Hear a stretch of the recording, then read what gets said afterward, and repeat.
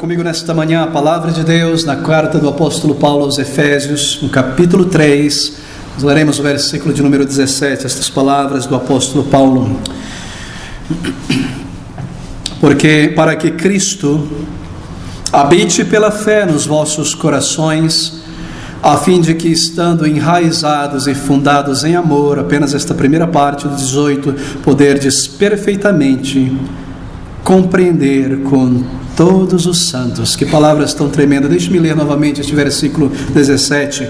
Para que Cristo habite pela fé nos vossos corações. Que declaração tão profunda, misteriosa em um certo sentido, mas tão gloriosa para nós nesta manhã. Queridos amigos, o tema desta mensagem nesta manhã é a proximidade e a comunhão de Cristo Jesus. Nós queremos considerar uma minissérie de 2 estudos apenas a respeito da comunhão que o crente tem com o seu Senhor e a comunhão que o seu Senhor manifesta aos seus salvos. Bem, neste primeiro estudo, nessa primeira consideração, nós queremos pensar sobre a proximidade de Cristo, a proximidade de Deus em Cristo Jesus em nossas vidas.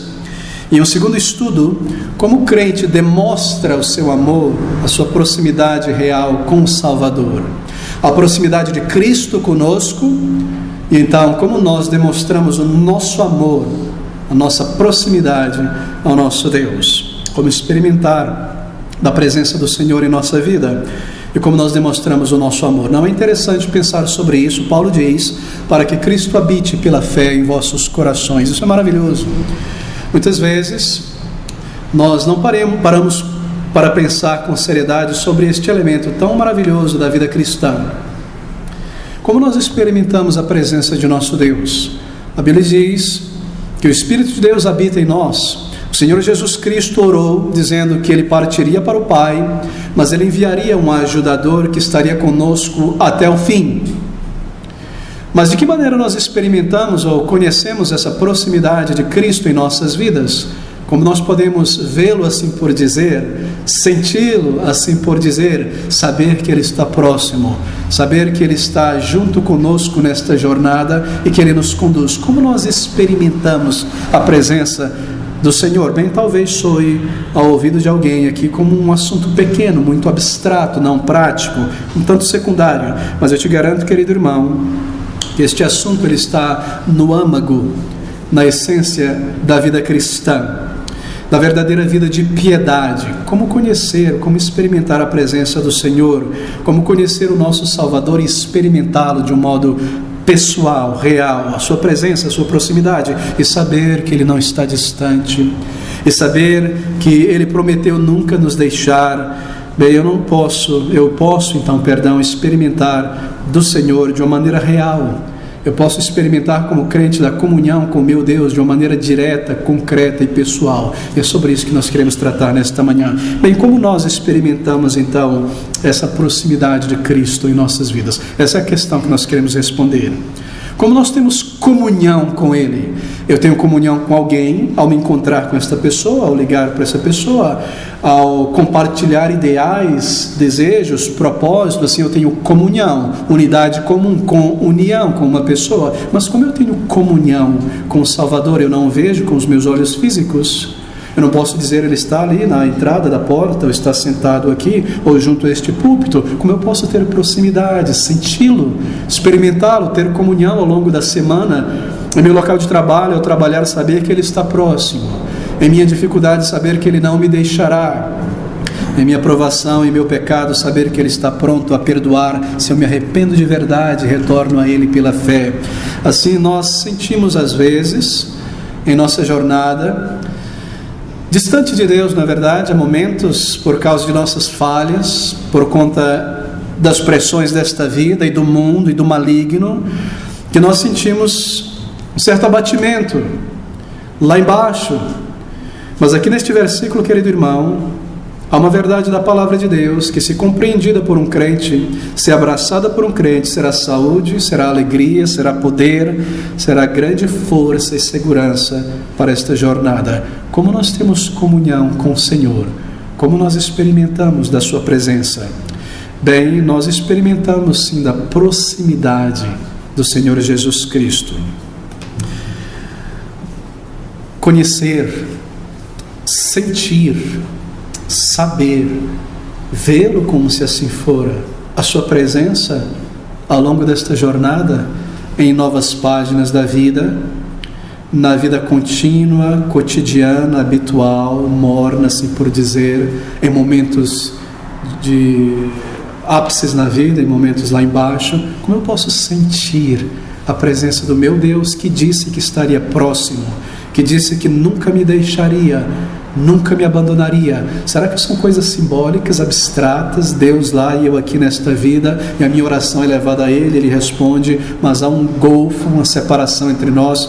Como crente, como um filho amado por Deus, uma filha de Deus, eu posso experimentar a presença de meu Deus? Bem, eu devo te dizer que há muitas passagens na palavra de Deus que estabelece esta verdade, que sugere uma percepção e uma sensação da proximidade de Deus. Por exemplo, o Salmo 91 é um desses textos, versículo 1, que fala sobre estar na presença do Senhor, habitar na presença de Deus. Aquele que habita no esconderijo do Altíssimo, à sombra do Onipotente descansará. O Salmo de número 51, versículo 11, é um outro texto que fala sobre isso, habitar na presença do Senhor, ou experimentar a presença do Senhor. Não me lances fora da tua presença, e não me retires de mim o teu Espírito Santo. Habitar na presença do Senhor. E esses textos, eles sugerem uma percepção e sensação próxima da presença do Senhor. Eu estar diante dos teus olhos, eu habitar em tua presença. Não me lance para longe da tua presença, deste senso de comunhão real, da tua proximidade, ó Senhor. Ele prometeu que Ele estaria conosco até o fim. Ele prometeu que o seu Espírito habitaria, e por habitar quer dizer estabelecer um tabernáculo, uma habitação junto conosco, ao nosso lado, em nós, ao longo desta vida.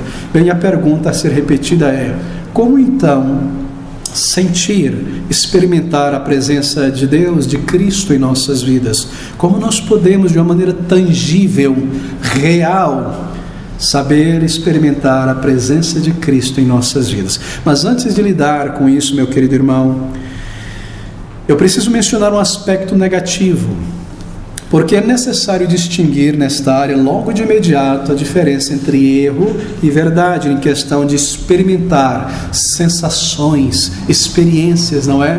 Parece que nós estamos entrando em um campo um tanto místico, e é muito importante nós começarmos por este ponto.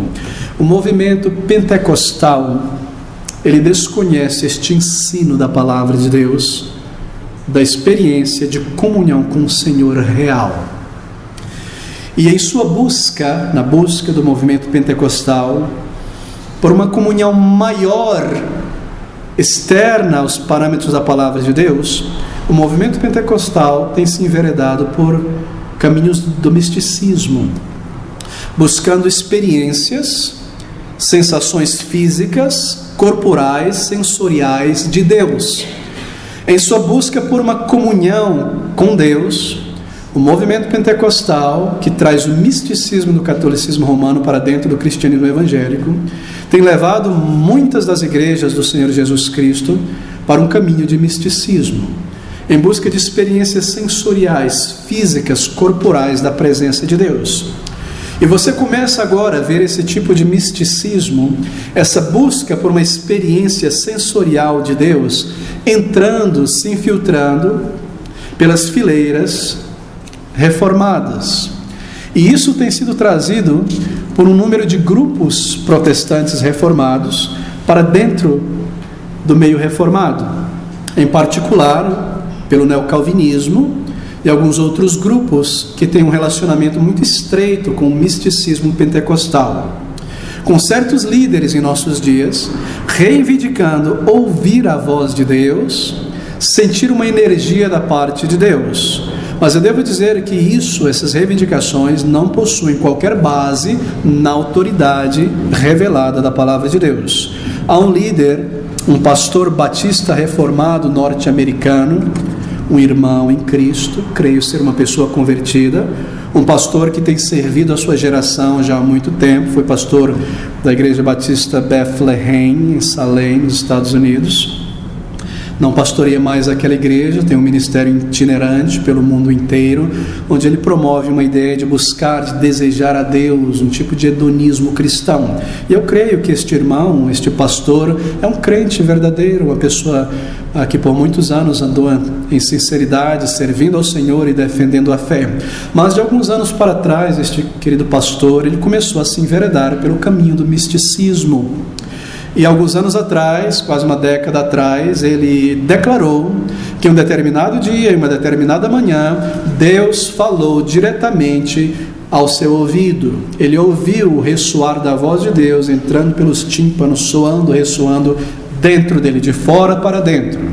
Ele declarou de uma maneira pentecostal, mística, que Deus falou com ele de uma maneira direta. E desde então, este homem, ele tem sido uma ponte entre o misticismo pentecostal e as igrejas reformadas, além de ter trazido muito do mundanismo para dentro da igreja e de uma postura muito hedonística, egocentrada para a vida cristã. Mas não é nosso tema hoje, nós não queremos lidar com este aspecto, já lidamos com isso algumas vezes.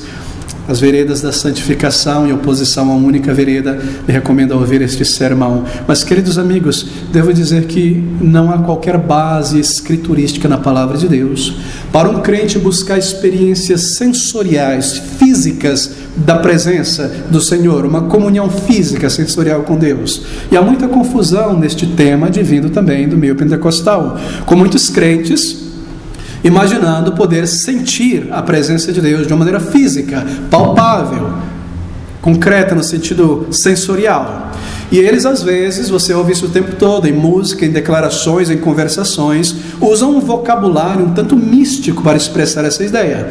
E eles usam declarações e frases do tipo: Deus me tocou e eu o senti hoje.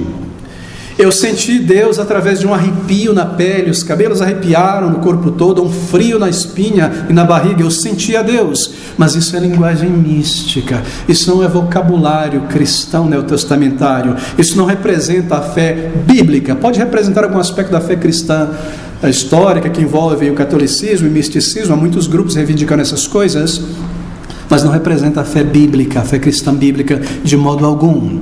Eu não estou dizendo, queridos irmãos, que nós não podemos usar expressões metafóricas como Deus me tocou, mas há um perigo em usar essas expressões que pode parecer para as pessoas de fora que foi exatamente isso que aconteceu, e pessoas novas na fé ou não crentes passem a buscar experiências físicas em seu corpo, sensoriais da presença do Senhor, quando tal coisa não é bíblica, quando tal coisa não é prometida nas Escrituras. Bem, de que maneira então, fechando este parêntese, nós sentimos a presença do Senhor, a presença de Cristo? Esse é um tema de imensa importância, porque nós vivemos em dias de muita confusão, e se nós não estivermos claros a respeito do ensino da palavra de Deus sobre isso, a nossa vida será uma vida mística e não espiritual.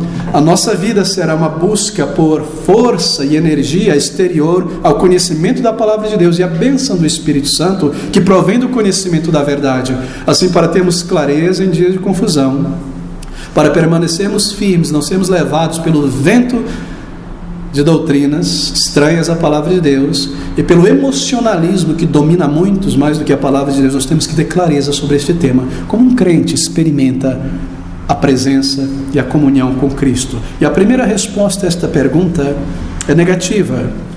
É que nós não sentimos ou experimentamos a presença do Senhor através de nossos sentidos corporais. Não é através dos 5 sentidos que nós experimentamos, sentimos o Salvador. Você não vê a Cristo, a Deus, com o teu globo ocular. Você não ouve ao Senhor com os teus ouvidos físicos, você não experimenta Ele com o teu nariz, com o teu paladar, você não sente um toque físico do Senhor. Sim, há momentos no Antigo Testamento e também no Novo, em que aprove a Deus, de uma maneira muito específica, agir desta maneira. Todavia, Ele não nos deu experimentá-lo desta forma, mas senão pela palavra revelada. É claro, muitas vezes, quando a palavra de Deus, uma verdade compreendida, toca o nosso coração, vai tão profundamente as emoções, que você sente isso no âmago, não é? Lá no âmago, quase uma sensação física. Porém, isso foi mediada pela mente. Você compreendeu algo com a mente. Não foi algo que passou por cima da mente e veio direto a você, e você ouviu uma voz de Deus em teu ouvido. Você compreendeu uma verdade, isso moveu o teu coração de tal maneira que você, assim por dizer, sentiu esta verdade em tua alma, Deus falando com você pelas Escrituras ou pelo seu amor na vida diária, pela intervenção dele, mas sempre passando por uma compreensão de o porquê Deus fez estas coisas. Assim nós não sentimos a Deus pelos nossos sentidos corporais, nós não podemos vê-lo com os olhos físicos, tocá-lo com as nossas mãos, nem ouvir o timbre da sua voz em nossos ouvidos. Bem, será então que nós podemos sentir a Deus de alguma maneira?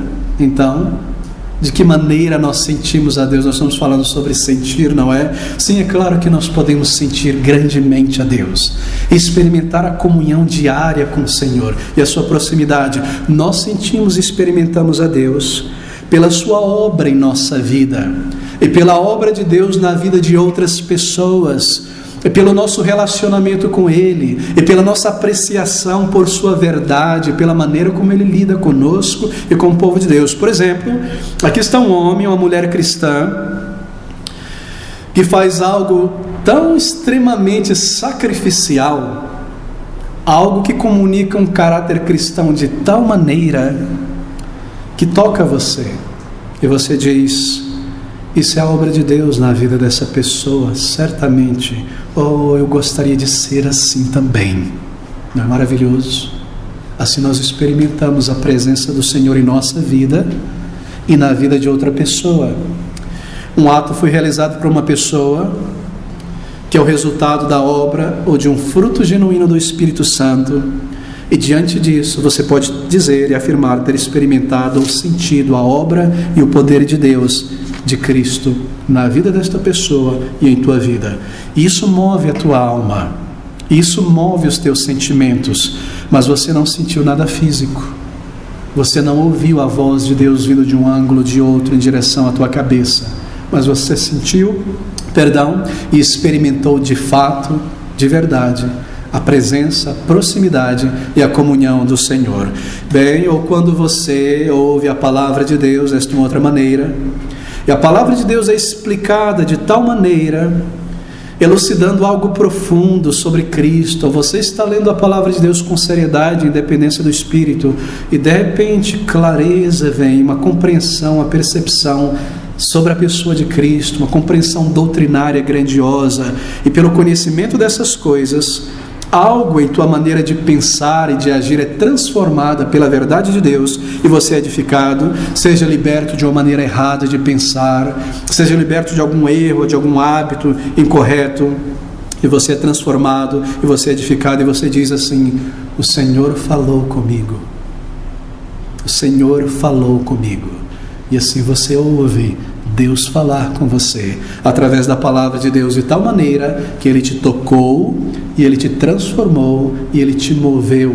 Você ouviu, você sentiu, Ele falou, você experimentou a proximidade de Deus, mas você não ouviu uma voz audível, nem o experimentou pelos 5 sentidos do corpo, porque experimentar a Cristo não é algo físico, não é algo sensorial, não é algo que deve ser pedido a Deus ou buscado desta maneira, porque Ele não prometeu. E esse é outro exemplo de como nós podemos experimentar o Senhor. Bem, deixe-me desenvolver um pouco mais esse ponto e esta pergunta. A pergunta diante de nós, respondida aqui neste texto da Palavra de Deus, é: de que maneira nós experimentamos a presença do Senhor em nossas vidas? De que maneira Ele habita em nós? De que maneira Ele está conosco em nossos corações? Veja esse texto inicial de Efésios, nosso texto base para a meditação nesta manhã. Paulo diz, no versículo 17 do capítulo 3, para que Cristo habite pela fé nos vossos corações. Você percebe? Esse é um texto-chave que abre uma compreensão, que responde esta ideia, que responde esta pergunta: para que Cristo Jesus, o Senhor, habite pela fé em vossos corações. Você percebe? É pela fé que Ele habita em nós. É pela fé que nós experimentamos a sua presença. Isso é muito importante. Marque isso, guarde isso em seu coração. É pela fé que nós experimentamos a presença, a proximidade e a comunhão com o Senhor, para que Cristo habite pela fé nos vossos corações. É pela fé, porque você crê. É pela fé que você sabe e crê que Ele está perto e assim você o experimenta. Cristo não habita em nossos corações no sentido de que Ele tem uma casa dentro de nosso coração, um quarto em teu coração. Ele habita em um dos teus ventrículos ali, em um espírito, em um canto ali. Não é essa a ideia. Ele habita em nós pela fé. Ele habita em nós então pela fé de duas maneiras. Primeiro, Ele habita em nós pelo fato de que nós estamos apercebidos da sua presença e temos comunhão com Ele quando nós pensamos e meditamos nele. Essa é a primeira maneira. Assim, Cristo, Ele habita em nós quando nós pensamos nele e meditamos nele. Ele está em nossa mente. Ele habita dentro de nós, para que Cristo habite em vós pela fé. A nossa fé não é um sentimento abstrato. A nossa fé é fundada nas doutrinas da fé. Nós abraçamos a fé, nós conhecemos as verdades eternas, nós estamos persuadidos delas. Então, quando nós meditamos no Senhor Jesus, quando nós pensamos nele, Ele habita então em nós por essa fé, para que Cristo, habite em nós pela fé. Assim, no sentido de que Cristo se torne o nosso maior interesse e diariamente, continuamente nós pensamos no Senhor, na sua pessoa, no seu ensino, na sua vida, na sua obra. Isso se torna o nosso maior interesse particular. Ele habita em nós. Um grande pregador puritano bem conhecido, Thomas Watson, ilustrou esta ideia. Já mencionei esta ilustração dele, você já deve ter lido, tentando explicar como Cristo habita em um crente pela fé. Ele diz: como o dinheiro habita no coração do homem avarento, assim Cristo habita no coração do crente. Você percebe? Como o dinheiro habita no coração do homem avarento, ele pensa sobre isso, ele abre os seus olhos no seu travesseiro pensando nisso, ele pensa como usar, como ter, como ganhar, como investir.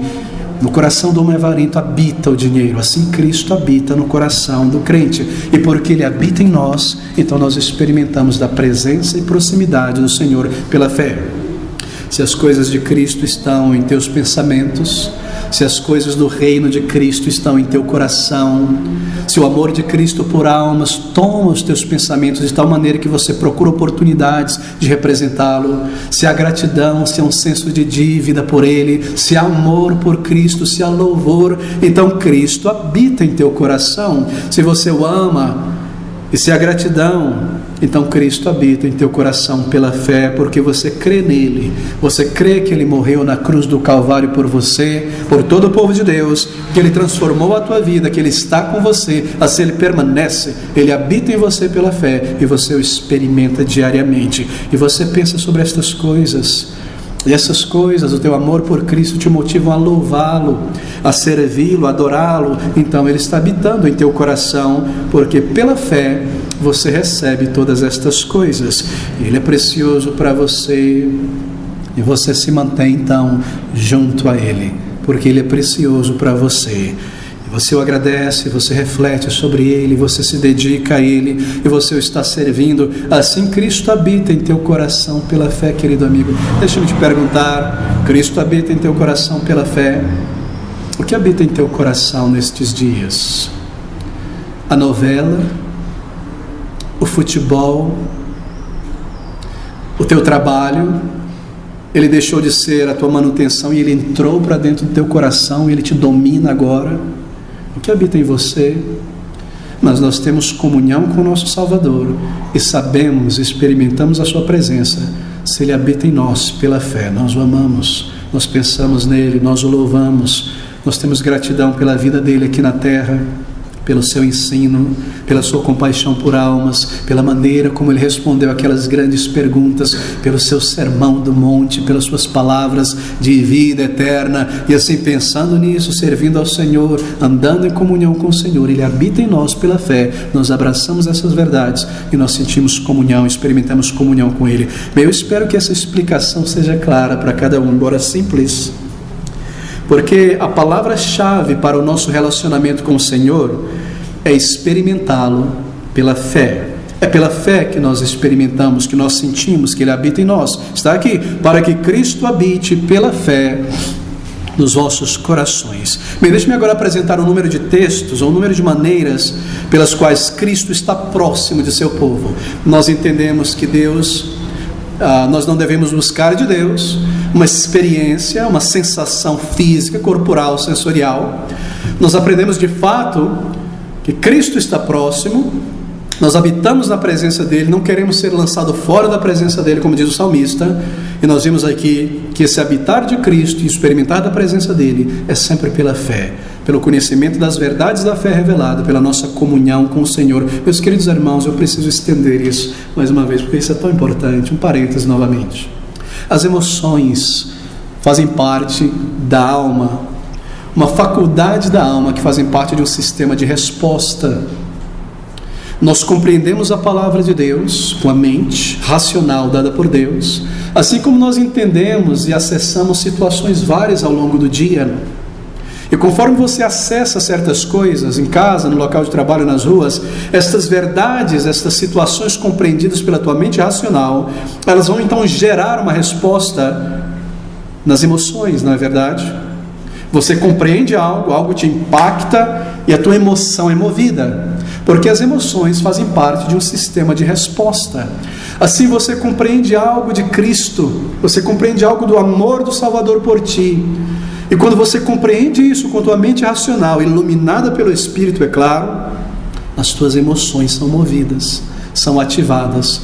É um grande erro de certos movimentos, sobretudo o movimento pentecostal, neopentecostal, que tomam a música, técnicas psicológicas e usam isso de maneira engenhosa para passar por cima da mente racional das pessoas e tentar manipular e controlar as suas emoções pela altura da música, por palavras mansas no microfone, por técnicas. Mas as emoções fazem parte de um sistema de resposta na alma. Assim é pela palavra que nós somos movidos em nosso íntimo. Como você compreende algo, uma verdade profunda, você é movido com alegria, com reverência, com gratidão. Então é uma grande crueldade, um grande perigo tentar acessar as pessoas pelo canal das emoções somente para manipulá-las. É pela fé, pela compreensão das verdades. Daí o grande mal deste movimento de adoração contemporânea, com sua grande capacidade musical, não nego, extrema, não é? Engenharizada, pensada, muita psicologia por trás, o baixo para mover a batida cardíaca do coração, para trazer uma resposta àquele momento, e tantas coisas que são engenharizadas, para manipular pessoas, levar a multidão, levar a igreja onde eu desejo que ela esteja. E você vê hoje igrejas, marque isso, substituindo o Espírito de Deus por música, porque é o Espírito de Deus, pela compreensão da palavra, que move as nossas emoções. Assim, se a palavra é ensinada de maneira fiel, clara, profunda, poderosa, ela traz isso, não o homem. Se ela é ensinada e se ela nos transforma, as nossas emoções são movidas. Mas hoje pessoas e líderes substituem o Espírito de Deus na palavra por música para emocionar as pessoas. Você já viu isso? O pastor fala, parece que não consegue criar fogo ali no povo de Deus, então vem um tecladista lá atrás e começa, blim, blim, blim, ele começa a falar assim, meu irmão, e no lugar do Espírito mover as pessoas pela verdade, eu preciso de música de fundo para emocionar as pessoas. Quão triste a nossa geração, quão cruel contra os crentes, que coisas sejam usadas para manipular as emoções das pessoas, mais do que apresentar de uma maneira simples a verdade ao coração de uma pessoa regenerada, e ela será movida em amor, em gratidão àquilo que ela entendeu da verdade da palavra de Deus.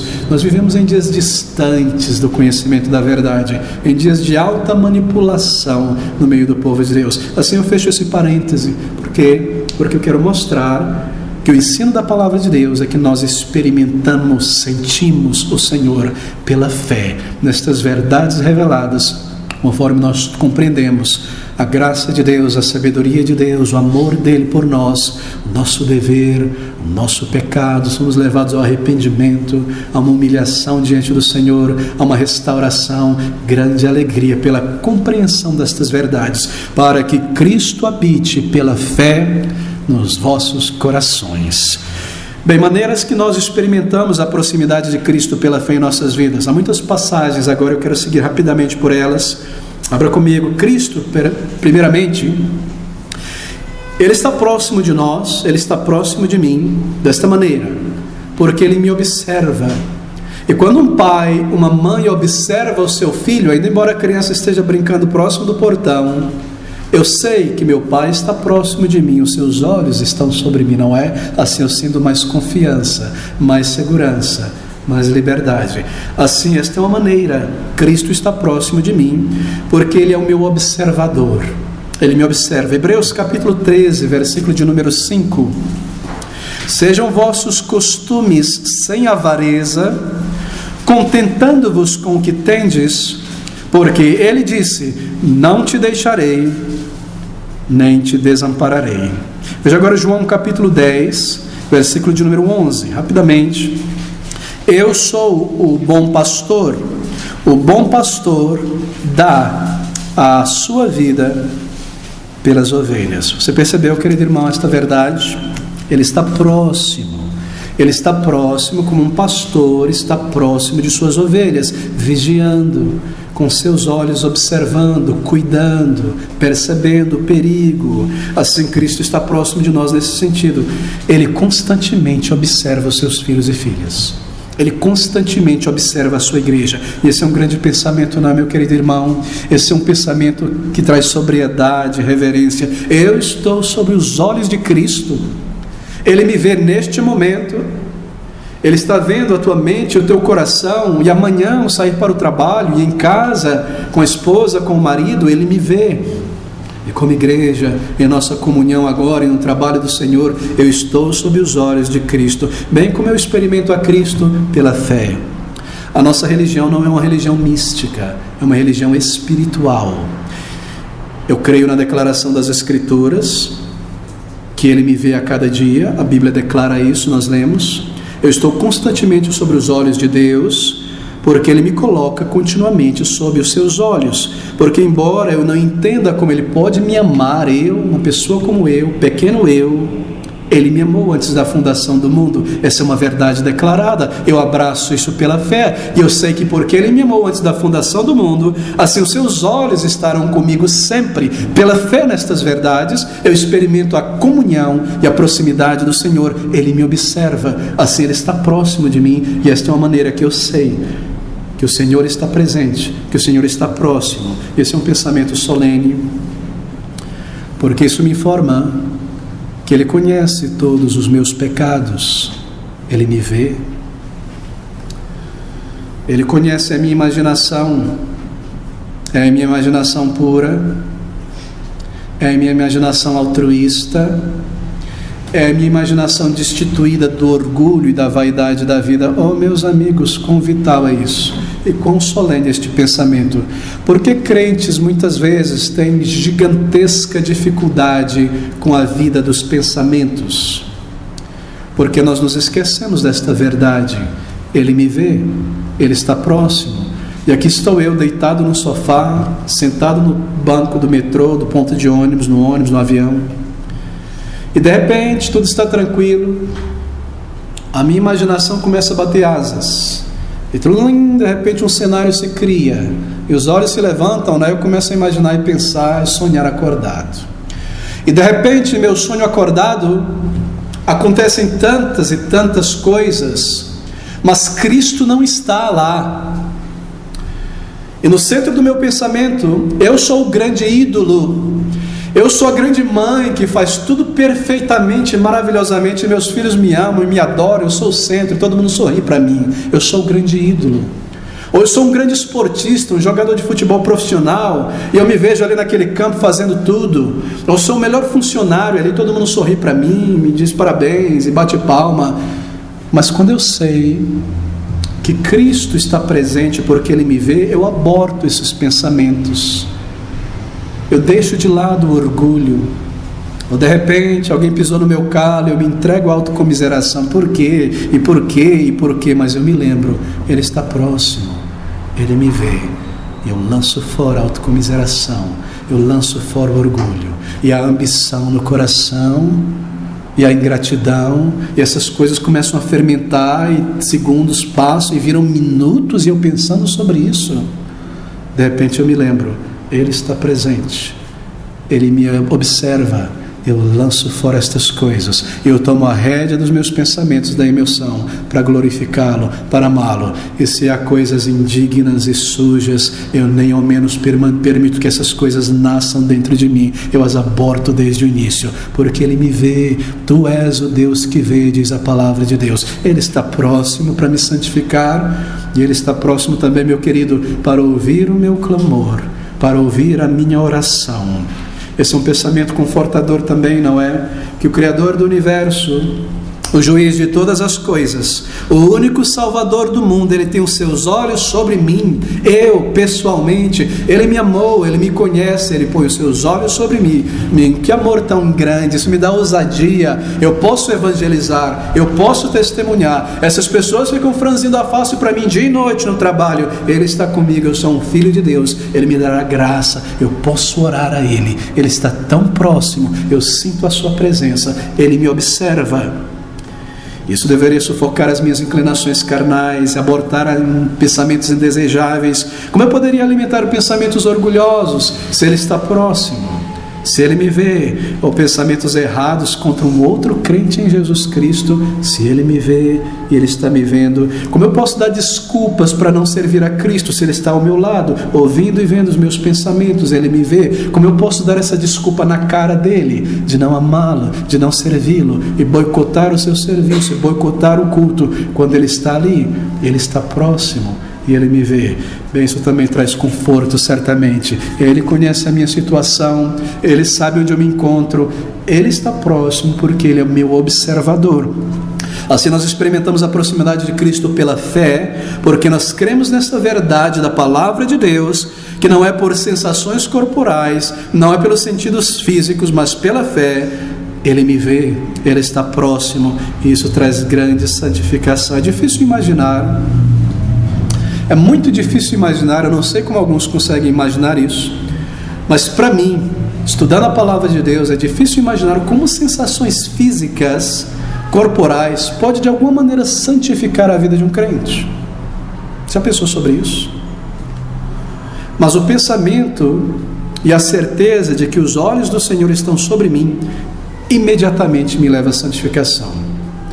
Não é uma prova contundente e poderosa de que o que acontece no meio pentecostal não é reavivamento, avivamento e obra do Espírito, coisa nenhuma, que as pessoas pulam, caem no Espírito, sentem grandes coisas, tremem, sacodem, literalmente.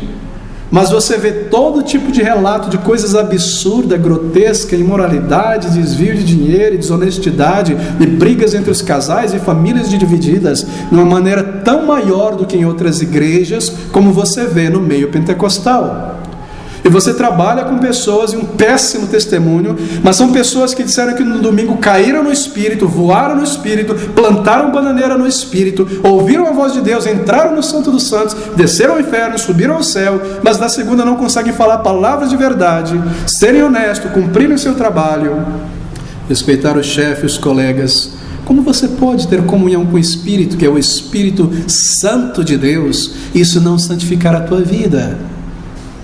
É difícil imaginar como sensações físicas, histeria, esquizofrenia evangélica, coisas do tipo que me leva a lançar a mente de lado, racional, e perder o domínio próprio, de alguma maneira isso possa me santificar e chamar isso de obra do Espírito Santo. Mas o pensamento e a certeza pela fé de que o Senhor é o meu observador, isso me leva à sobriedade, ao domínio próprio e a clamar a Ele por ajuda, e a clamar a Ele contra esta velha natureza, por força e por vigor espiritual. Essa é uma das maneiras que Cristo habita em um crente, e nós experimentamos a sua proximidade pela fé. Mas aqui está uma segunda maneira, em que nós podemos dizer que Cristo habita em nós pela fé, que nós de fato experimentamos a sua proximidade. E este é o fato de que, como filhos e filhas de Deus, o meu Pai me ouve. A minha oração, ela não se dispersa no ar como vapor. Ela chega aos ouvidos e à mente do Senhor e ao seu coração, e Ele me ouve, e eu sei que Ele me ouve, porque Ele responde às minhas orações. Assim eu sei que há um contato, uma comunhão entre meu Pai e eu sei que Ele está próximo. Filipenses capítulo 4, versículos de número 4 a 7. Regozijai-vos sempre no Senhor. Outra vez digo, regozijai-vos. Seja a vossa moderação, equidade notória a todos os homens. Perto está o Senhor. Não estejais inquietos por coisa alguma. Antes as vossas petições sejam em tudo conhecidas diante de Deus, pela oração e súplica com ação de graça. Porque, versículo 5, perto está o Senhor. E a paz de Deus, que excede todo o entendimento, guardará os vossos corações e os vossos pensamentos em Cristo. Por quê? Porque Ele está perto, Ele responde à minha oração, e a paz do Senhor guarda o meu coração. Assim eu experimento a proximidade de Cristo. Ele ouve o meu clamor, Ele ouve a minha oração, e em nossas orações nós nos dirigimos ao Pai em o nome de Cristo, isto é, pelos méritos de Cristo, porque é assim que nós aprendemos a Bíblia. Nós oramos ao Pai, e em nossas orações públicas e privadas nós fazemos isso. Mas você pode também, meus queridos irmãos, orar diretamente a Cristo. É claro que pode. Você pode fazer isso pessoalmente. Nós oramos ao Senhor e nós experimentamos então a proximidade dEle, e nós clamamos a Ele em qualquer momento, e Ele está próximo, e Ele me ouve, e Ele me responde. Não é maravilhoso saber que o Senhor está perto, à distância da minha voz? Ele não está distante. E porque Ele está próximo, eu experimento da comunhão com o Senhor. Ele não irá responder através de uma voz audível, mas através de respostas às nossas orações, e através do seu lidar sábio conosco e do seu agir em nossas vidas. Nós oramos ao Senhor, Ele nos ouve e Ele responde às nossas orações, e nós experimentamos a sua proximidade pelo fato de que Ele me ouve, Ele responde, Ele está próximo, mesmo à distância da audição. Que tremendo saber que o Senhor está próximo, e a qualquer momento, em uma dificuldade, eu posso dirigir a Ele um chamado de emergência, assim por dizer, e clamar de todo o coração: Senhor, me socorre nesse momento de grande tentação. Ele está pronto a ouvir. Ele não está distante, Ele não está ocupado com outras coisas. Deus não é como certos pensamentos bizarros de alguns evangélicos que imaginam que precisam subir no monte para estar mais perto de Deus, e precisam orar de madrugada porque Ele está menos desocupado quando metade do mundo está dormindo. Não, querido irmão, Ele é o Deus todo-poderoso, onipresente, onisciente. Nunca tosquenejará o guarda de Israel, nunca dormitará. A cada momento, em todo o tempo, mesmo agora, no momento da dificuldade, Ele está próximo, Ele está perto. Perto está o Senhor, e eu posso orar a Ele, clamar a Ele, confessar a Ele a minha fraqueza e pedir graça, socorro e paz e ajuda no meio da dificuldade. E o Senhor é tão maravilhoso, Paulo diz aqui neste versículo, e porque nós abraçamos esta verdade pela fé e oramos ao Senhor, não é tremendo? Ele dá uma paz que excede o entendimento. Quantas bênçãos nós perdemos por não entender isso? E aqui estou eu no meio de uma situação difícil, não é? Uma situação muito difícil, e eu perdi a minha paz, porque são dificuldades, são provações, são coisas subjetivas ou coisas reais, físicas na carne. Eu não sei como lidar, eu estou me tornando ansioso, mas porque não é a vontade de Deus que eu me torne ansioso por estas coisas, eu posso orar ao Senhor que está perto, e Ele me dá uma paz que excede o entendimento. Aqui estou eu tentando resolver um problema, para que resolvendo esse problema eu tenha paz. Sabe o que Ele faz? Se eu confio nele e oro a Ele, Ele me dá a paz antes do problema ser resolvido, para que eu encare este problema sem pecar contra Ele. e permanecer nele. A paz que excede o entendimento. Como assim? Tudo está errado. A circunstância em minha volta diz que eu devia estar roendo as unhas e gritando e clamando e chorando. O entendimento do momento e da situação corrobora para isso, mas ele me dá uma paz e eu digo, tudo está desmoronando e eu tenho paz porque ele está próximo e eu posso orar ao Senhor. Ele está próximo da minha oração, da minha voz. Ele me dá essa paz se eu buscar dele. Quantas bênçãos nós perdemos quando nós deixamos de lado o ensino da palavra de Deus em busca de sensações corporais, de um toque físico, de um anjo que vem e apareça e resolva essa situação. Coisas que Deus nunca promete, por isso nós não recebemos. Mas se nós buscamos aquilo que Ele promete, e entendemos a vontade do Senhor, bênçãos sobre bênçãos, essa é a vontade do Senhor. Nas provações, na calamidade, Ele garantirá que você atravesse ela. Ele não prometeu nos tirar dela, mas Ele promete nos sustentar para não cairmos e pecarmos contra Ele no meio dela, porque é claro, a verdade do Senhor é tão maravilhosa, não é? E aquele texto da palavra de Deus em 1 Coríntios capítulo 10, versículo 13, onde Ele promete isso: não veio sobre vós tentação senão humana, mas fiel é Deus, que não nos deixará tentar acima do que podeis, antes com a tentação dará também o escape, para que possais a suportar e não fugir dela, mas permanecer em pé no meio dela e honrar ao Senhor, e amá-lo e servi-lo contra os assaltos do diabo, proteger em circunstâncias difíceis. Superintende o Senhor a minha vida, treina os meus passos, nada está fora do seu conhecimento e do seu cuidado, mesmo as dificuldades que Ele permitirá para o meu treinamento. O Senhor, Ele está próximo porque Ele ouve a minha oração.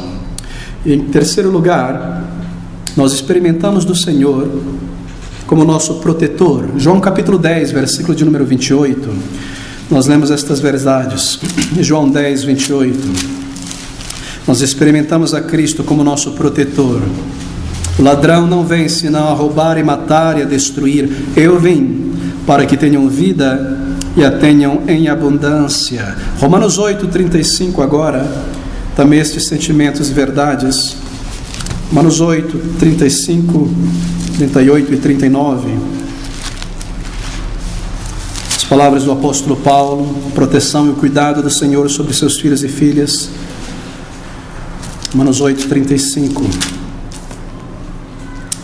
Quem nos separará do amor de Cristo? A tribulação ou a angústia, ou a perseguição, a fome, a nudez, o perigo ou a espada? Versículo 38, porque estou certo de que nem a morte, nem a vida, nem os anjos, nem os principados, potestades, nem o presente, nem o porvir, nem a altura, nem a profundidade, nem alguma outra coisa nos poderá separar do amor de Deus que está em Cristo Jesus nosso Senhor. Se há alguma medida ou poder possível para medir alguma coisa, está incluso aqui. Eu experimento de Cristo como meu protetor.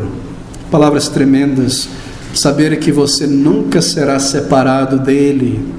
Talvez você peque e tenha que ser disciplinado, eu tenho que ser disciplinado seriamente, seja dolorido, mas espiritualmente, se você é um crente, você nunca será arrebatado da mão dele permanentemente. Ele irá recuperar você, ele te trará de volta. Se você é um crente verdadeiro, Ele te salvaguardará até o final. Uma promessa do Senhor. E quando eu sei isso, quando eu abraço esta verdade pela fé, Ele habita em meu coração por esta verdade da fé cristã, e assim eu sinto a proximidade do Senhor em meu coração. E nas provações e calamidades Ele garantirá que eu saia dela, porque é claro, aquela verdade que nós lemos é garantida. Ele nos dará um escape. Ele nos dará um escape para que nós possamos suportar através dessa dificuldade, não pecar contra o Senhor. Em quarto lugar, eu experimento da proximidade do Senhor como o meu intercessor. Ele é aquele, Cristo é aquele que intercede por mim continuamente diante do Pai. Romanos capítulo 8, versículo de número 34. Quem é que condena? Pois é Cristo quem morreu, ou antes, quem ressuscitou dentre os mortos, o qual está à direita de Deus, e o que também intercede por nós. Ele intercede por nós em cada situação. Não é triste a ideia da Igreja Católica Romana, de que homens mortais que passaram para a eternidade intercedem pelos santos, pelos crentes no mundo. Que coisa distante da palavra de Deus. Você já parou para pensar sobre isso? Que pecadores possam interceder? Esse é um atributo de Deus, meu querido irmão. Somente Deus é onisciente. Somente Deus pode ouvir ao mesmo tempo bilhões de orações e dar uma resposta de paz a cada um. Esse é um atributo divino. Somente Ele pode interceder diante do Pai por nós. Somente o Senhor pode fazer isso. Somente Ele é eterno. Somente Ele é sábio para conhecer cada situação. Somente Ele tem poder para intervir de lá em nossa situação. A Bíblia diz que não há contato entre aqueles que passaram para a eternidade e os que permanecem aqui ainda. Somente o Senhor, e porque Ele faz isso, é maravilhoso. E o que Ele diz então quando Ele intercede por nós? Você já pensou sobre isso? Quando Ele está intercedendo por mim, Ele fala sobre mim, pelo Abner, pelo João, pela Júlia, Senhor, a Júlia. O que Ele diz? Na verdade Ele não diz nada. Não é o que Ele está verbalmente intercedendo, mas é a sua presença diante do Pai que intercede. Como diz a confissão que nós mantemos, a nossa confissão de fé, Ele intercede pelos santos, pelo vigor perpétuo dos seus méritos.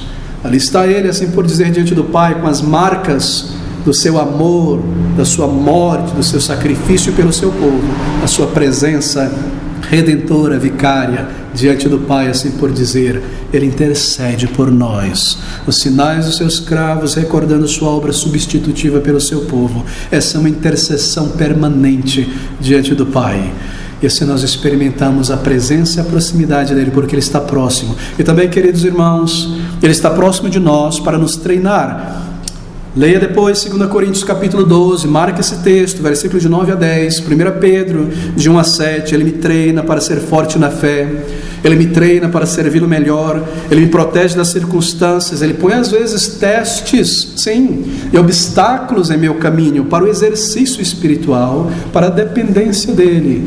Na verdade, nós dependemos dEle, assim Ele me treina. Eu me lembro de uma história de dois pais que se encontraram, um muro baixinho, casas antigas, conversando, dos pais aí que já tinham passado dos 60 anos, tinham filhos mais ou menos da mesma idade. Os filhos tinham ido embora estudar na universidade em outra cidade, e os pais se encontravam ali para bater um papo, e um dizia para o outro: meu filho, ele me manda uma carta toda semana, é maravilhoso saber como ele está, e saber que está tudo bem nos estudos. E outro pai calado ali, terminava uma conversa, voltava, e semana passava, se encontrava: como está teu filho? Está bem, mandou mais uma carta. E aquele pai voltou para casa triste, o outro dizendo: meu filho nunca me escreve, eu paguei a universidade, eu dei suporte para ele, eu enviei tudo que ele precisa quando ele saiu daqui, todo o dinheiro para a universidade e tudo, ele não me escreve, ele não me diz como ele está. E no outro dia, conversando com outro pai ali, meu filho me escreveu uma outra carta. Como assim? Como ele te escreve? É porque eu mando para ele semanalmente, então ele tem que me escrever. Mas o outro tinha dado tudo lá do início. Assim é o Senhor. Ele põe testes e situações em nossas vidas para nós clamarmos a Ele. Porque se não for, nós não o buscaremos. O nosso velho homem é tão absurdo, o orgulho é tão grotesco e gigantesco, monstro, que nós nos afastaríamos do Senhor para aproveitar as grandes bênçãos que Ele colocou ali garantida pelo resto da vida. Assim Ele nos treina, e porque Ele me treina e me leva a clamar e a orar, eu sei que Ele está próximo. Às vezes nós estamos um pouco frios, não é? E às vezes há ideias erradas e nos sentimos distantes por nossas falhas. De repente Deus me põe numa situação que eu preciso clamar, e eu volto, Ele restaura a alegria da minha salvação, Ele me traz de volta a sua presença, e eu experimento a sua presença, porque eu sei que Ele me treina, de modo que há todos os tipos de situações que nós passamos, e há coisas que nós não apreciamos inicialmente, certas dificuldades, certas influências que nos moldam, que são tanto constrangedoras, mas que nos levam pelo caminho do Senhor, porque nós somos muito arredio, muito complacentes, mas Ele está nos treinando, e Ele irá tirar o melhor de nós, mesmo que seja necessário tirar ídolos que se formaram em nós, para nos garantir uma comunhão e uma vida frutífera com o Senhor. porque Cristo está próximo de cada um de nós para nos treinar e nos moldar. Isso é maravilhoso, não é? Quando nós somos salvos, nós recebemos um novo caráter, uma nova sensibilidade, novas forças, e há tanto a ser moldado em nós, e o Salvador está observando e preparando situações para isso. Ele nos treina, Ele nos molda. Não sinta autocomiseração quando as coisas não estão confortáveis, como você desejaria. Ele está trabalhando, querido amigo, Ele sabe o que Ele está fazendo, e nós cremos que Ele está próximo desta maneira. Aí há um outro senso em que nós sabemos que Cristo está próximo. Ele está próximo como nosso instigador. Você já experimentou isso? Lá em Mateus capítulo 10, versículo de número 16, eu leio bem rapidamente. O Senhor diz o seguinte: eis que vos envio como ovelhas ao meio dos lobos, portanto sede prudentes como as serpentes e inofensivos como as pombas. Acautelai-vos, porém, dos homens, porque eles vos entregarão aos sinédrios e vos açoitarão nas suas sinagogas. E ele segue declarando isso. E esse versículo, deixe-me ler o seguinte, porque isso é um versículo muito torcido no movimento pentecostal. 19: mas quando vos entregarem, não vos dê cuidado como ou que haveis de falar, porque naquela mesma hora vos será ministrado o que haveis de dizer, porque não sois vós quem falará, mas o Espírito de vosso Pai é que fala em vós. Esse versículo não está dizendo que você não deve estudar a palavra de Deus e ignorá-la, como fazem muitos, de verdade fazem isso. Esse versículo não está dizendo que você não deve meditar na palavra de Deus, estudar, conhecer e comparar, e que você não precisa preparar o teu sermão, se você é um pastor. É só levantar e começar a falar que o Espírito vai colocar as palavras em tuas mãos. Não é esse o sentido desse texto. O sentido desse texto, obviamente, porque tomar essa interpretação contradiria muitos outros textos da palavra de Deus. O sentido desse texto é que eu não preciso ficar nervoso, ansioso em meu testemunho, na minha pregação, como se tudo dependesse de mim. Não, porque o Senhor me ajudará. E se eu meditar na palavra e conhecer as doutrinas da fé e as verdades da Escritura, o Espírito me ajudará a lembrar delas. Você já experimentou isso? Só quem evangeliza experimenta isso. E ali você está no testemunho com alguém na rua, difícil a pessoa, problemas e questões, e de repente parece que você começa a lembrar de versículos que você tinha lembrado, não é? E de repente você fala com tanta articulação e clareza e profundidade que você sente: não sou eu isso aqui não. Você sabe que foi o Espírito, foi além da tua capacidade. E assim Ele te ajuda. Eu não preciso ficar tremendo, nervoso. Essa pessoa é muito mais capaz do que eu, não. Eu estudo a palavra de Deus, eu sirvo ao Senhor e o Espírito irá me ajudar. Há tanta coisa da vida cristã que só é conhecida e experimentada pela obediência ao Senhor, meus irmãos. Você testemunha dele em certas circunstâncias. Ele traz às nossas mentes textos, argumentos bíblicos, uma força e às vezes até uma energia física que você não tinha um minuto atrás, que estava tão cansado e a tua mente estava tão distraída. Não é maravilhoso depender do Senhor? Ele instiga a minha mente com textos e raciocínios. Talvez você já tenha experimentado isso. É maravilhoso saber, porque você medita na palavra de Deus dia e noite, e você entesoura isso no teu coração, e assim Ele ativa as faculdades da alma, da memória, da razão, do argumento, e Ele te usa. Você não precisa temer, Ele te ajudará, se você depende dEle, na palavra do Senhor. O Senhor instiga a minha mente. Claro, Ele não vai revelar uma verdade nova, fresca, à minha mente que não esteja na Bíblia. Não irá fazer isso, porque não é a vontade dEle. Ele não vai revelar o futuro para você, não busque isso, Ele não promete. Ele não revelará algo sobre a vida e as circunstâncias de alguém. Estou vendo que esse negócio vai dar certo, que essa igreja vai prosperar, estou vendo que você vai casar no ano tal, estou vendo que vai ser benção, cabeça e não cauda. Ele não revela isso, Ele não promete esse tipo de coisa. Ele não vai dar a alguém uma autoridade sobrenatural para que debaixo da manga da pessoa saia poder e unção, levantando as pessoas. Ele não promete isso. Ele declara isso na palavra de Deus. Somente a palavra de Deus é a autoridade. Mas Ele te instiga a mente, conforme você permanece nele, conforme você bebe da palavra de Deus. Ele ilumina a tua mente, Ele afia a tua mente na palavra. E Ele te dá tantas moções e instigações, mas de tal maneira que você não se torne um místico. E porque Ele te protege, te guia, você está indo por um caminho que não deveria, você já passou por isso, de repente parece que uma moção te leva a sair desse caminho. Eu não vou por aqui não, você vai por lá. E depois você descobre que havia um buraco, uma armadilha, malandros, o que fosse. Você percebe isso? Mas Ele faz de tal forma que você não se torne um místico. Opa, o Senhor ouviu uma revelação, vim aqui ouvir uma visão, não vou por ali que estou vendo lá no fundo que tem gente. Não, Ele move, você está frio e você confia no Senhor, mas as situações da vida te oprimem, e de repente alguém com grande necessidade que só o Senhor conhece, Ele move com paixão de repente em você para ir conversar com essa pessoa ou fazer algo, porque é um eleito de Deus, ou porque é uma pessoa que Deus tem profunda misericórdia, e você age quando ninguém age. O Espírito faz isso, mas eu não confundo isso com intuições. Eu estou sentindo que isso tem que acontecer do Espírito. Não, isso é misticismo.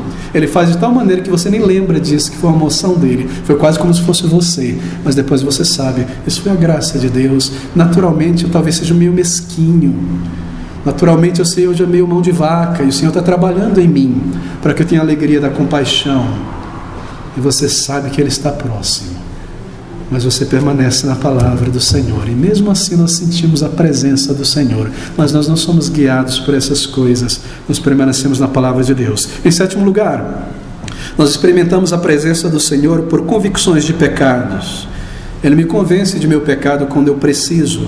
Mateus 16, versículo de número 23, ele fala sobre isso. Mateus 16, versículo de número 23.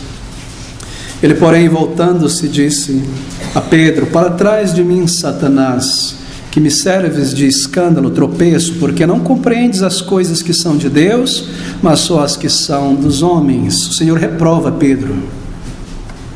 Tenho certeza que isso acontece com você, como acontece comigo. Que o Senhor já disse essas palavras a você muitas vezes, não é? Porque você está agindo assim como um incrédulo, porque você está se comportando como uma pessoa que nunca nasceu de novo. Parece que o Espírito às vezes nos faz parar, não é? Eu posso me comportar assim? Ele me traz convicção de meu pecado. Estou ali, leio longe de ninguém, todo mundo, nos olhos de ninguém, fazendo meu trabalho, mas de repente, né, cortar atalho aqui malandramente, de repente eu sou um crente em Jesus. Sou salvo, meu Deus me vê, vou fazer as coisas direito. Ele me convence de meu pecado. Ele busca santificação no íntimo, e Ele produz estas coisas pela sua graça, e assim eu sei que Ele está próximo, porque Ele me traz convicção de pecados. Gálatas 5, 16 a 17, a minha natureza quer fazer algo errado, a minha velha natureza quer dizer algo que não deveria dizer, mas o Espírito ativa a consciência, e eu sei, de repente, eu não devo dizer isso. Eu estou me levando, perdendo meu controle da língua e falando, e me deixando as rédeas soltas. Daqui a pouco eu vou falar o que eu não devo, e ofender alguém, falar uma besteira, e de repente eu paro. Eu não posso falar essas coisas. O Senhor me vê, eu estou entre irmãos, eu tenho um testemunho no mundo. E por isso eu sei que Ele me instiga, Ele me dá o arrependimento, Ele me leva a me arrepender. Assim eu não posso fazer isso, dizer isso, e a menos que eu suprima a minha consciência e empurre para o lado a voz do Senhor, para que eu siga em frente e dê vazão à minha opinião, ao meu orgulho, o que quer que seja. Mas o Espírito sempre move dentro de nós, e é claro, o Senhor está próximo para me ensinar, e há muitas passagens, apenas João 14, 26, marque. Deixe-me ler João 14, 26, nós corremos para o final, tanto a ser dito a respeito disso. Volte comigo ao capítulo 14, versículo 26 de João. Mas aquele Consolador, o Espírito Santo, que o Pai enviará em meu nome, esse vos ensinará todas as coisas e vos fará lembrar de tudo quanto vos tenho dito. O significado primário dessas palavras, é que elas foram dirigidas primeiramente aos apóstolos. Lembre-se disso, esse é o contexto. Elas foram dirigidas aos apóstolos porque o Senhor está dizendo que depois da partida dele, o Espírito os inspiraria, conduzindo a toda a verdade, para que eles registrassem a verdade. Assim eles seriam inspirados depois a registrar toda a verdade, uma vez por todas, entregue aos santos. Esse é o significado primário desse texto. Cristo fala aos apóstolos, ele os conduziria a toda a verdade para que eles registrassem e ela fosse entregue à igreja. O Espírito os usará para escrever, mas também é uma aplicação secundária para nós.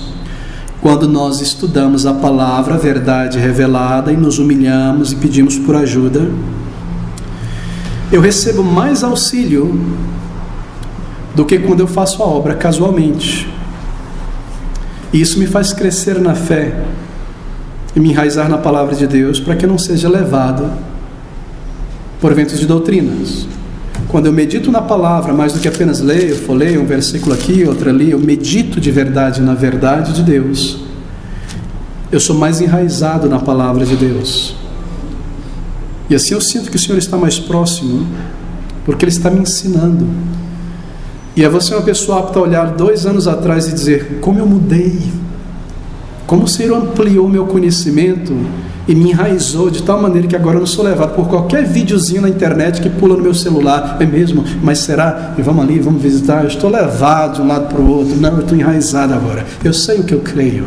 Eu conheço a palavra de Deus. E porque Ele tem me ensinado, então eu sinto que Ele está próximo. Eu sei que Ele está próximo para me ensinar. Eu tenho aprendido da palavra de Deus. E a prova é que eu tenho crescido no conhecimento da verdade. Ele ensina. E às vezes você lê a palavra de Deus e Ele fala a tua alma através da compreensão, de uma compreensão mais clara, mais profunda, de uma promessa, por exemplo, que te ajuda a perceber algo maravilhoso do caráter do Senhor ou da vida cristã. E você talvez descubra algo ali ligado a Cristo, uma pequena palavra referente ao Senhor, algo do caráter e do amor de Cristo que te faz parar de repente e orar ali e louvar o Senhor. Ele te ensina, Ele amplia o teu conhecimento, Ele te enraiza na fé, e as coisas fazem bastante sentido de repente na palavra, e você consegue ver e olhar a tua vida e compreender o mundo, e porque as pessoas agem como agem, são como são, em que direção está indo a história. Você não se sente perdido no emaranhado de informações. A clareza, Deus faz isso em você, e por causa disso você sabe e sente a presença do Senhor em tua vida. Meus irmãos, eu preciso correr para o final, há tanto a ser dito. Esses são apenas alguns versículos e alguns textos sobre a maneira como nós experimentamos a presença do Senhor. Eu experimento também a presença do Senhor como meu empregador. Ele me põe no seu serviço, Ele me abençoa em seu serviço, em seu testemunho, frutos de santidade, serviço do Senhor. Ele me usa em sua obra. Ele te coloca em situações em que Ele te dará um testemunho e a graça de testemunhar, ou às vezes, porque Ele é sábio, mesmo uma situação de um trabalho temporário, 3 semanas naquele trabalho, 1 mês, e ali você irá dar um testemunho à vida de uma pessoa. Ele te usará para isso, em circunstância. A situação de enfermidade vem e eu estou mal. Eu estou tão mal que eu preciso para o pronto-socorro. E lá vou eu murmurando, e de repente, do lado seu ali, esperando para o exame, uma alma eterna, em uma situação tão clara, tão direta. Ele sabe onde estão os eleitos de Deus. Ele nos usa, mesmo na enfermidade, mesmo na dificuldade. E assim, o Senhor está próximo. Ele é meu empregador e me leva a situações para que eu testemunhe, porque eu sou seu discípulo, seu escravo, assim por dizer. Eu sirvo ao Senhor e Ele me irá conduzir, às vezes em muitas circunstâncias e situações. E eu sei que Ele está próximo para aumentar o meu gozo e alegria no Espírito. É Ele quem faz isso. João 15, 11 e 14, João 17, 13, para que o vosso gozo seja completo. Nós cremos que Ele está próximo para nos dar gozo e alegria, mesmo no meio, não é? De situações difíceis, de situações opressivas por esse mundo, da enfermidade. Há sempre uma medida de alegria, não é? Sempre uma medida de paz. Você sabe como diferenciar entre disciplina do Senhor, castigo, assim por dizer, do Senhor, disciplina do Senhor para nos melhorar, e a atitude do diabo para nos oprimir e nos angustiar? Você já aprendeu isso, querido? Na disciplina do Senhor, na palmada do Senhor, há sempre uma medida de compaixão e de amor, não é? A Bíblia diz que o Senhor Jesus Cristo, quando viesse, Ele não quebraria a cana trilhada. Ele não pegaria um galho de uma árvore que já está quebrada e quebraria e jogaria fora. Não faz parte do espírito dele. Que Ele não apagaria a chama fumegante, que Ele chegasse diante de uma chamazinha ali, só tem um foguinho, Ele jogar logo um balde de água e acabasse com tudo. Não faz parte do espírito de Cristo. Ele não quebraria a cana trilhada, não apagaria a chama fumegante. Mas faz parte do espírito do diabo. E quando você está mal, ele vem para piorar as coisas. E você pecou contra Deus, e um senso de vergonha, ele vem para trazer angústia também. Ele joga lenha e combustível no que já está mal, ou ele destrói o que está mal, quebrantado. Assim nós diferenciamos. Mas quando o Senhor disciplina, há sempre uma ternura. Há sempre uma ternura, ainda que seja dolorido, há uma ternura paternal de amor, não é?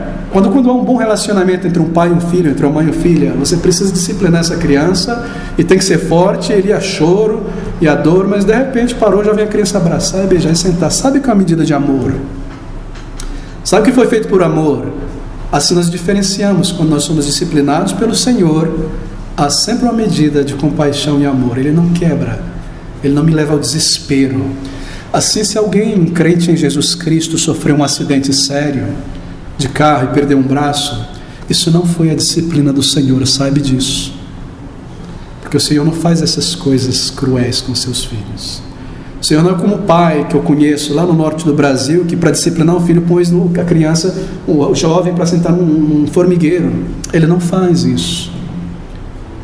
O Senhor, para disciplinar alguém, Ele não destrói. Sim, às vezes é severa a disciplina, enfermidade se for necessário, mas sempre uma medida da compaixão do Senhor. Ele informa a mente, Ele persuade, diferente do maligno. E porque Ele faz isso, eu sei que Ele está próximo para aumentar o meu gozo e a minha alegria. Às vezes, meu irmão, minha irmã, isso acontece com você. Você se levanta pela manhã, eu vou para o trabalho, mas eu não estou me sentindo bem. Estou me sentindo bem. Estou sentindo dolorido, estou sentindo debaixo de uma nuvem fria. E você está ali se organizando, se vestindo na frente do espelho, penteando o cabelo, escovando o dente, pensando na vida, tentando se arrumar para o dia. E você de repente começa a refletir nas dificuldades que você terá naquele dia que se inicia. E isso te faz sentir ainda pior, não é? E você começa a pensar: mas eu podia ter mais ajuda nas coisas. E as pessoas poderiam ser mais difíceis comigo, porque elas não ajudam, fazem a parte delas. E a minha esposa, ela podia preparar as coisas, ela podia me ajudar. E meu marido podia deixar de ser egoísta e levantar do sofá. E esse motorista desse ônibus, e esse taxista, esse Uber, podia chegar logo. E você está ali se arrumando, e de repente as dificuldades da vida e as coisas que você vai enfrentar e as pessoas maliciosas. E naquele momento, o diabo virá cochichar no teu ouvido: ah, você poderia mesmo ter mais ajuda das pessoas, teu marido. Teus filhos poderiam cooperar mais com você. A tua mãe e o teu pai poderia ser menos difícil. Você poderia ter um pouco mais de boa vontade, sabia, dos teus colegas de trabalho. Ele vem e começa a cochichar isso.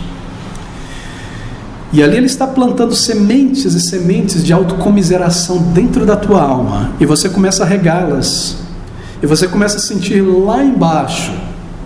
Bem, querido amigo, se esta é a realidade, isso acontece pela manhã, simplesmente pare naquele momento e aborte esses pensamentos e diga a si mesmo: eu tenho um Salvador, eu sei que Ele está próximo, eu sei que Ele me vê aqui, eu tenho um Salvador, eu não sou uma pessoa sozinha neste mundo, Ele está próximo de mim, eu não devo decepcioná-lo com esses pensamentos nécios.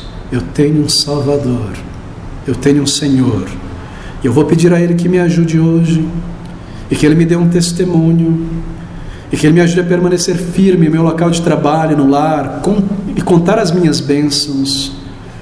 Eu vou louvá-lo e agradecê-lo por tudo que Ele é e por tudo que Ele fez, e Ele será o meu guia, e Ele será o meu ajudador, e Ele será o meu conforto e a minha alegria. Então, irmãos, Ele está próximo porque Ele me observa continuamente. Ele está próximo para me proteger. Ele está próximo para me animar. Ele intercede por mim. Ele me vigia e me treina. Ele instiga a minha consciência. Ele traz convicção de pecado. Ele ilumina e me enraiza na palavra de Deus quando eu a estudo. Ele está próximo porque Ele me usa em seu serviço e me dá um testemunho. E porque Ele aumenta o meu gozo e a minha alegria. Será que isso não é suficiente? Será que eu preciso de um descarrego para sentir que Ele está próximo? Será que eu preciso tremer, cair no chão e coisas sobrenaturais que eu não compreendo, que me levarão para mais distante dEle e que na segunda-feira não tem poder contra o meu pecado e as minhas tendências? Será que não é suficiente? Será que nós precisamos de outras coisas? Será que nós precisamos dizer, não, Senhor, eu quero uma sensação física, eu quero um toque físico, eu quero que algo físico aconteça, uma coincidência, para que eu saiba que o Senhor está próximo, que o Senhor está real, algo altamente emocional. Não, querido, Ele está próximo de fato de tantas maneiras. Permaneça nele, continue nele. Quantas verdades nós temos considerado frutos de verdadeira salvação, a doutrina da preservação dos santos, orações respondidas, quantas verdades. Será que Cristo habita em nós? Se Ele não tem habitado desta maneira, é porque nós não temos abraçado pela fé essas doutrinas. Mas se nós abraçamos, então Ele habita em nós pela fé. E como Ele habita em nós, o nosso gozo é tremendo, a nossa certeza é gloriosa e o nosso testemunho é eficaz. Nós temos tantos motivos de alegria e a nossa santificação e nossos pensamentos é verdadeira. E o nosso amor por Deus é real. E nós sabemos que o que nós temos feito neste mundo por Ele é levado em conta pelo nosso Pai de misericórdia. Ele considera as nossas vidas, o nosso esforço, porque nós estamos persuadidos que Ele habita em nós pela fé.